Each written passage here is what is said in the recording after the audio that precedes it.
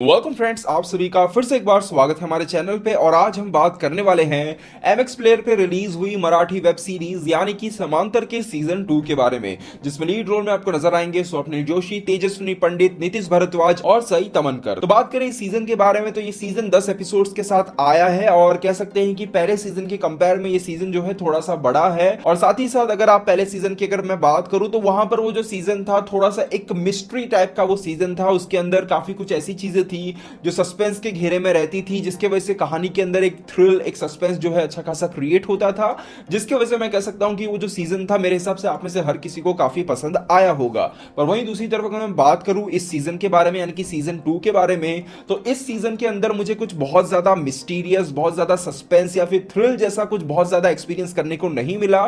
तो मैं कह सकता हूं कि आप अपने एक्सपेक्टेशंस को उसी हिसाब से रखिएगा, क्योंकि भले ही इसकी कहानी के अंदर बहुत ज्यादा कुछ सस्पेंस या फिर मिस्ट्री जैसा देखने को ना मिले, पर मेरी नजर में ये एक अच्छी ड्रामा सीरीज निकल के आई है। सच बता रहा हूं, मतलब अगर ओवरऑल एक्सपीरियंस की अगर मैं बात करूं तो सच कहूं तो ये सीरीज जो है या फिर ये सीजन है कहीं पर भी निराश नहीं करता है। और तो और जिस तरह से एंडिंग हमें इसका जो क्लाइमैक्स देखने को मिलता है वो भी काफी हद तक सेटिस्फाइंग है। और जिस पॉइंट पर इस सीजन को खत्म किया है और नेक्स्ट सीजन के लिए जो हिंट दिया गया है उसे देखकर लगता है कि आने वाले सीजन में और ज्यादा मजा आने वाला है। इस सीरीज की जो सबसे बड़ी खासियत जो मुझे लगी पहले और दूसरे सीजन को देखने के बाद वो है इसका प्लॉट। आपको यहाँ पे कहानी में देखने को मिलता है कि दो शख्स हैं जिनकी हाथों की रेखाएं जो है वो बिल्कुल सिमिलर हैं और उनके साथ जीवन में जितनी भी घटनाएं घटी हैं उन सभी घटनाओं का जो अंजाम है वो बिल्कुल सेम निकल के आता है। यहाँ पर दोनों के साथ जितनी भी घटनाएं घटेगी वो घटनाएं घटने के तरीके अलग हो सकते हैं पर उनके अंजाम जो है वो बिल्कुल सेम रहने वाले हैं। तो इसी प्लॉट के साथ, इसी थीम के साथ ये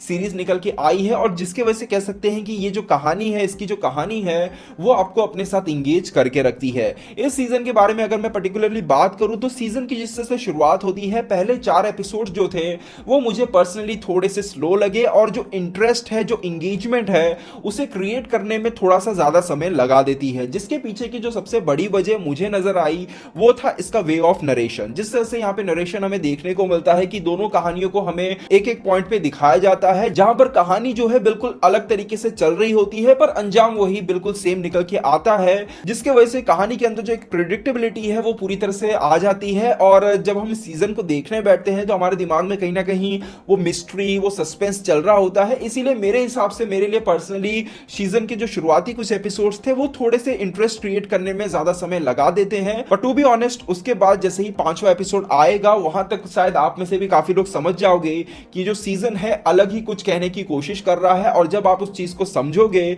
तो मेरे हिसाब से आप में से हर कोई इस चीज को काफी अच्छी तरीके से एंजॉय करने वाला है।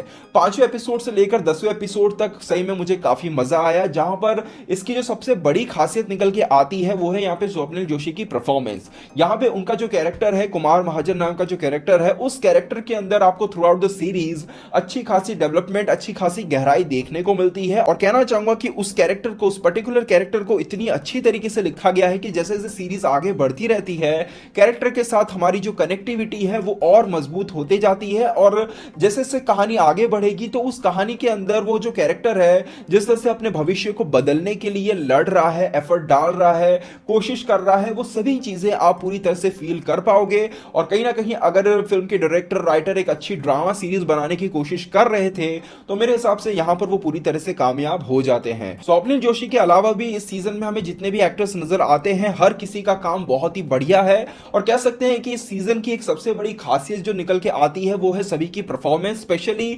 स्वप्निल जोशी के बाद इस सीजन में किसी और ने सबसे ब्रिलियंट काम किया है तो वो है यहाँ पे तेजस्विनी पंडित, जो कि उनकी वाइफ का रोल प्ले कर रही है। तो उनका काम भी इस सीजन में बहुत ही बढ़िया है। साथ ही साथ कहेंगे कि सिनेमेटोग्राफी, कैमरा वर्क वगैरह बहुत ही अच्छा है। काफी सारे फ्रेम्स जो है मुझे काफी पसंद आए। स्पेशली अगर एक उदाहरण दूं तो सीजन के अंत होते होते एक एपिसोड आता है, मुझे एग्जैक्ट याद नहीं है, वहां पर एक फ्रेम देखने को मिलता है जहां पर स्वप्निल जोशी का जो कैरेक्टर है वो रेलवे पटरियों के बीच में खड़ा रहता है और वो पटरियां एक से, मतलब आपने देखा होगा पटरियां अलग अलग चल रही होती हैं, बाद में एक ही लाइन पे जुड़ जाती है। तो वो जो समांतर, जो अपना टाइटल जस्टिफाई करने की ये जो सीरीज है कोशिश करती है, तो उस चीज को यहां पर उस फ्रेम में बहुत ही अच्छी तरीके से दिखाया गया है। और उस फ्रेम के बाद जो इवेंट होता है, जो घटना घटती है, वो सही में उसे देखकर आप कह सकते हो कि हाँ, ये जो सीरीज है, ये जो सीजन है अपने प्लॉट के साथ पूरी तरह से जस्टिफाई करने में कामयाब रहा है। और कह सकते हैं कि सीजन में जो कुछ भी देखने को मिलता है वो बहुत ज्यादा कन्विंसिंग, रियलिस्टिक और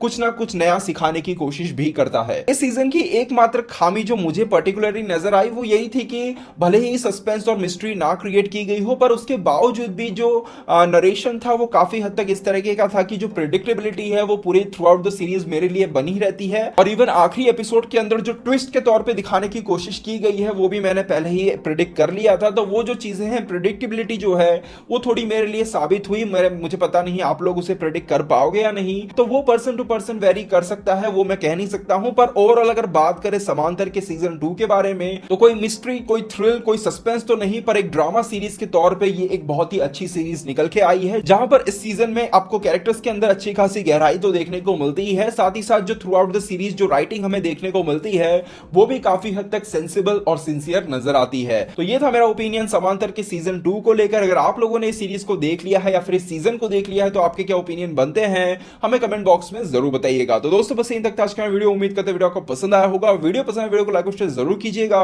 मिलते हैं हमारे अगले वीडियो में, तब तक के लिए बाय बाय, टेक केयर।